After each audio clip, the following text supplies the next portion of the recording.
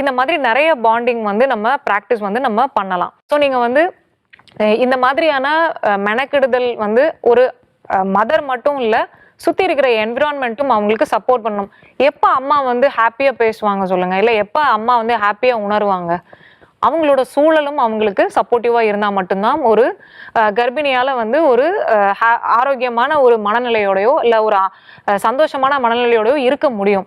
So அதுக்கு அவங்களுக்கு என்ன விதமான சப்போர்ட் வேணும் அப்படின்றதுக்கு எப்பயுமே சுத்தி இருக்கிற பீப்புள் அவேரா இருக்கணும்.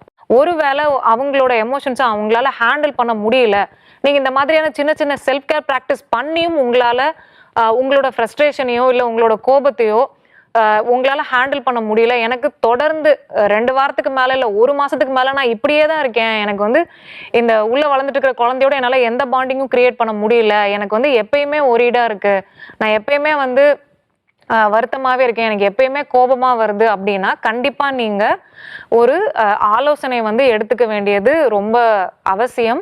நீங்க உங்களோட மகப்பேறு மருத்துவரை பார்க்குறப்ப நீங்க அதை அவங்க கிட்ட சொல்லலாம். இல்ல நீங்க வந்து ஒரு மனநல ஆலோசகர்கிட்ட நீங்க இந்த விஷயத்த கொண்டு போகலாம். இதுல எந்த விதமான தவறும் இல்ல.